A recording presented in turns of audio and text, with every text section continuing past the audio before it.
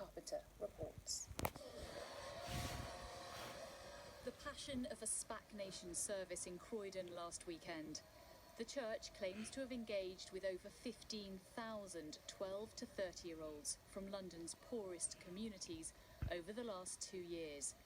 It's been praised for its work encouraging young people to leave gangs, urging them to exchange drugs and knives for hope and opportunities.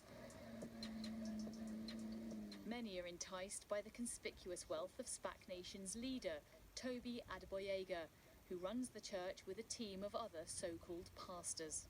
I've actually gone to prison doors on the day a person is released, take them, drive them home and tell them, you're now living with me. And the next day we've brought them a suit, a jacket, say, come with me.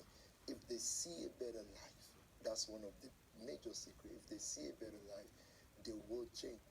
But now, former members of SPAC Nation are alleging they were pressured into giving thousands of pounds to the church, burdened with huge debts, and even encouraged to commit fraud to make money. Josh, who's asked us to conceal his real identity, says he had already sold his car and music equipment to donate around £15,000 to the church. So he was shocked to then discover a pastor he trusted was trying to take out a business loan in his name.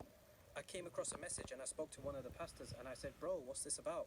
And I realised as they were messaging me that this was outside of what I signed up for, and that's how I stopped it from taking place. Another former member told us she only found out a loan had been taken out in her name without her knowledge when she got letters demanding repayment and bailiffs went to her home address. She owes £15,000.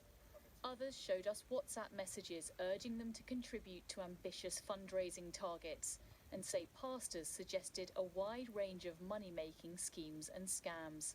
They offered me whiplash. Yeah, be in a car, pretend you're in a car, whiplash, claim that you're in an accident. They asked me to be a guarantor for a girl.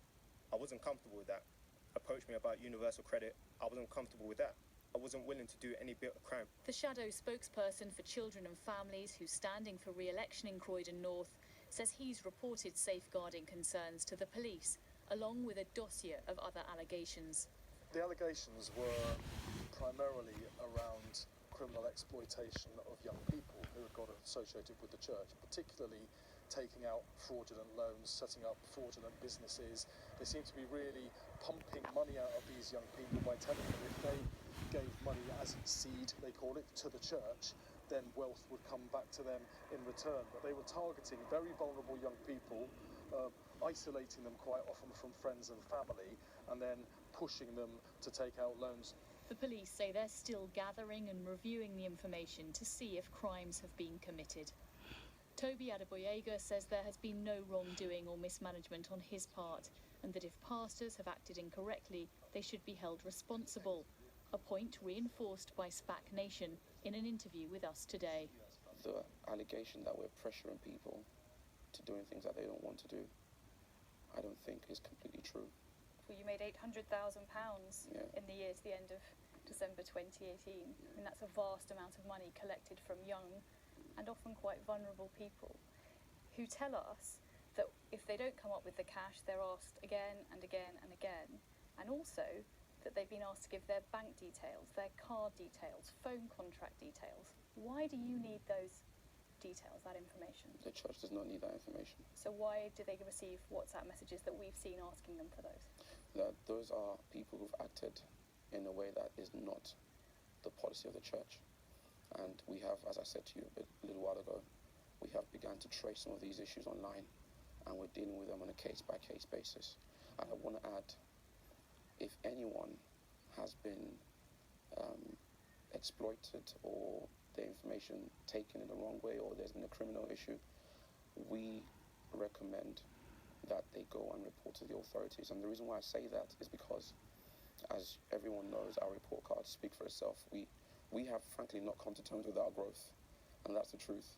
And as such, there are processes and management steps that we've not taken that we are beginning to take to put corrective actions in place. Josh says he feels guilty that he encouraged others to join the church, and he's worried how these allegations will affect the thousands of young people who still believe in the SPAC Nation dream. Catherine Carpenter, BBC London. now, as the general election approaches, the people of Grenfell